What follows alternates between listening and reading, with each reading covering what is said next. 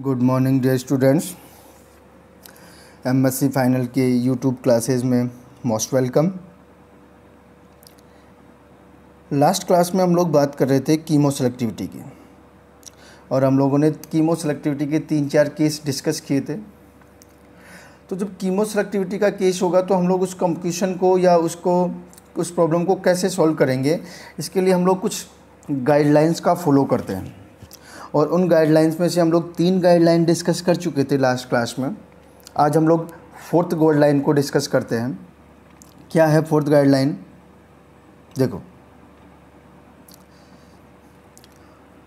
1 of 2 identical functional group may be react with 1 equivalent reagent और by using protecting group।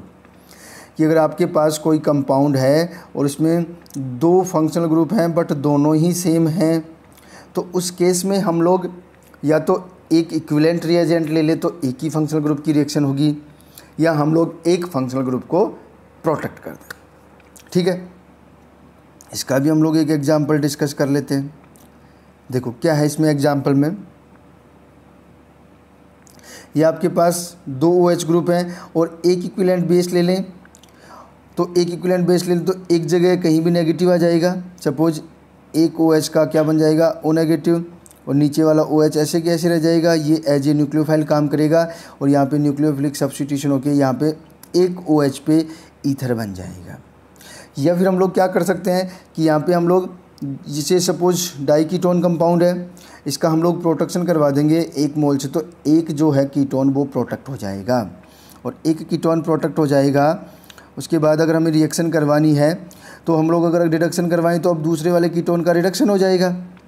और finally हम लोग वापस क्या करवा दें, इसका डी प्रोटेक्शन, तो वापस हमें क्या मिल जाएगा, कीटोन मिल जाएगा। समझ में आ गई ये बात?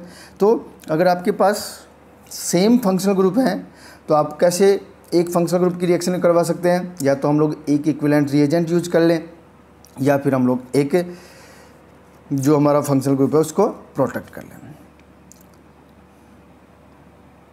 देखो इसका कुछ इस जो गाइडलाइन है इसका हम लोग एक एग्जांपल देखते हैं। इस एग्जांपल को देखने से पहले एक रिएक्शन समझ लो आप लोग, थायोयूरिया मेथड। और थायोयूरिया मेथड जो है वो किस लिए यूज किया जाता है, conversion of RH into RSH।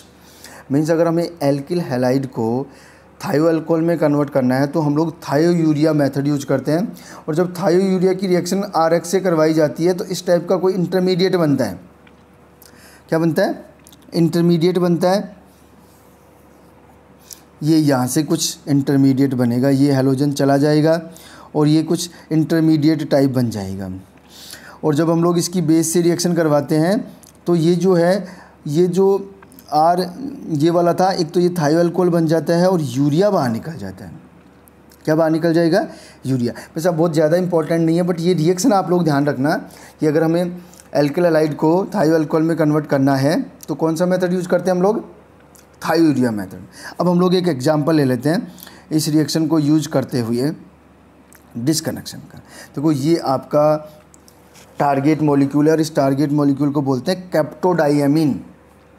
क्या बोलते हैं? कैप्टोडाइएमीन। और सबसे पहले हम लोग इसमें इस वाले बॉन्ड को डिस्कनेक्ट करेंगे, और इस वाले बॉन्ड को डिस्कनेक्ट करेंगे तो देखो आपके पास बन जाएगा इधर से थायोयूरिया और इधर से ये Cl आ जाएगा यहाँ से। ठीक है, अब देखो इसमें हम लोग जो वापस अब की बार FGI करवाएंगे। FGI कराने से यहाँ पे क्या आ जाएगा, थायोयूरिया की जगह Cl। और जब हम लोग फर्दर इसका FGI करवाएंगे तो इस Cl की जगह क्या आ जाएगा, OH। सही है। और जब हम लोग इसका फर्दर FGI करवाएंगे तो यहाँ पे क्या बन जाएगा, कीटोन। और फिर हम लोग इस वाले बॉन्ड को डिस्कनेक्ट करेंगे तो ये किससे जुड़ा है, बेंजीन पे, एसाइलेशन से। ठीक है, किससे जुड़ा है, एसाइलेशन से। और जब हम लोग फाइनली इस बॉन्ड को डिस्कनेक्ट करेंगे, ये एसाइलेशन हो गया। तो अगर हम लोग यहाँ पे अब इस वाले बॉन्ड को भी डिस्कनेक्ट करें,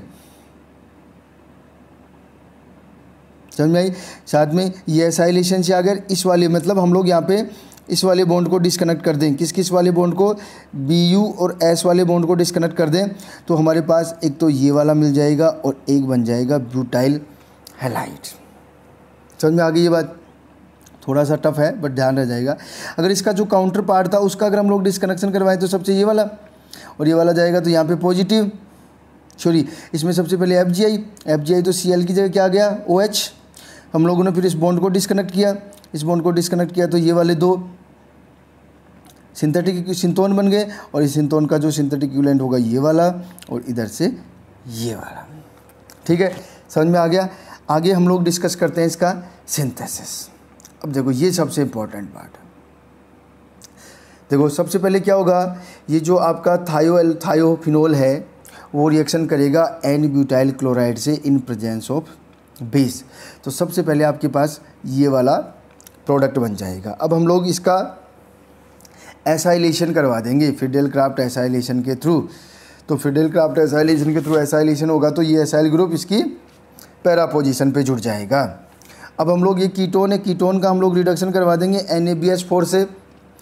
तो क्या आ जाएगा यहाँ पे OH, और इस OH का जब हम लोग SOCl2 थायोनिल क्लोराइड से रिएक्शन करवाएंगे तो SN टाइप की रिएक्शन होगी, इंटरनल न्यूक्लियोफिलिक सब्स्टिट्यूशन, और वो OH किस में कन्वर्ट हो जाएगा, Cl में। और अभी मैंने आपको बताया था कि ये एल्किल हैलाइड है और अब हमें इसे कन्वर्ट करना है किस में, थायोयूरिया में। तो देखो हम लोग थायोयूरिया मेथड यूज करेंगे तो जो एल्किल हैलाइड होगा वो किस में कन्वर्ट हो जाएगा, थायोयूरिया में कन्वर्ट हो जाएगा। और जब थायोयूरिया की रिएक्शन हम लोग इससे करवाएंगे, ये किससे बनेगा, जब हम लोग इपोक्साइड की रिएक्शन HNMe2 से करवाएंगे तो ये यहाँ पे अटैक करेगा, तो ये वाला इसको H+ दे देंगे तो ये वाला बन जाएगा। और इसकी रिएक्शन HCl से करवाएंगे तो यहाँ पे OH की जगह क्या जाएगा, Cl। अब ये सल्फ़र जो है एज ए न्यूक्लियोफाइल इस पर अटैक करेगा, Cl को बाहर निकाल देगा, तो ये आपका टारगेट मॉलिक्यूल बन जाएगा। क्या बन जाएगा, आपका टारगेट मॉलिक्यूल बन जाएगा। ठीक है, आगे चलते हैं। एक एग्जाम्पल और है हमारे पास, सिंथेसिस ऑफ पैरासीटामोल। पैरासीटामोल का सिंथेसिस कैसे होता है, तो सबसे पहले तो आपको पैरासीटामोल का फॉर्मूला पता होना चाहिए। यहाँ पे बेंजीन बना लेना इसको सबसे पहले, तो वो थोड़ा सा मिस्टेक हो जाता है कई बार। तो देखो ये आपका पैरासीटामोल का फॉर्मूला है, तो सबसे पहले हम लोग इस वाले बॉन्ड को ब्रेक करेंगे तो ये आपके पास बन जाएगा NH2 और नीचे जो निकलेगा आपका जो काउंटर पार्ट हम लोग एक बार बोलें तो यहाँ से हम लोग इसको निकाल सकते हैं Cl एसिटिल क्लोराइड। यहाँ से फिर हम लोग FGI करवाएंगे, NH2 किस में कन्वर्ट कर देंगे, NO2 में, और फिर इस बॉन्ड का डिस्कनेक्शन करेंगे तो नाइट्रेशन के थ्रू हमारे पास क्या बन जाएगा, फिनोल। क्या बनेगा, फिनोल। अगर हम लोग अब इसके सिंथेसिस की बात करें तो देखो ये थोड़ा सा इम्पोर्टेंट अपने लिए।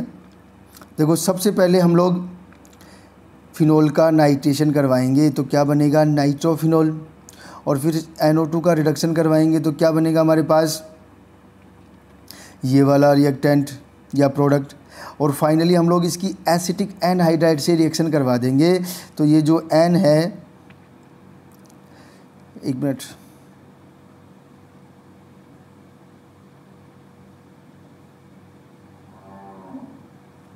तो फाइनली हम लोग इसकी एसिटिक एनहाइड्राइड से रिएक्शन करवा देंगे। एसिटिक एनहाइड्राइड से ये इस पर अटैक करेगा और ये बाहर निकल जाएगा, तो आपका टारगेट मॉलिक्यूल बन जाएगा कौन सा, OH, यहाँ पे NH, CO और CH3। ये आपका टारगेट मॉलिक्यूल जो क्या है, किसका फॉर्मूला होता है, ये पैरासीटामोल का। ठीक है, तो ये आपका कीमो सेलेक्टिविटी कंप्लीट। इसमें हम लोगों ने 4 गाइडलाइन पढ़ ली है, हर एक गाइडलाइन के 2-2, 3-3 एग्जाम्पल हमने डिस्कस कर लिया। It is very important topic और ये एग्ज़ाम में बहुत कुछ कवर करेगा। तो जो भी एग्जाम्पल मैंने बताए हैं, जो भी गाइडलाइन हमने बताई हैं वो डिस्कस कर लेना आप हमसे। कहीं भी कोई इशू हो तो what ever doubt you have you can ask us. कोई नहीं, हम आप लोग स्टूडेंट्स के लिए हमेशा तैयार हैं, कोई भी प्रॉब्लम हो आप लोग हमसे डिस्कस कर सकते हो। ठीक है, तो मिलते हैं नेक्स्ट वीडियो में एक नेक्स्ट टॉपिक के साथ, जिसमें हम लोग डिस्कस करेंगे रेजियो सेलेक्टिविटी। अभी हमने डिस्कस किया कीमो सेलेक्टिविटी, नेक्स्ट क्लास में डिस्कस करेंगे रेजियो सेलेक्टिविटी।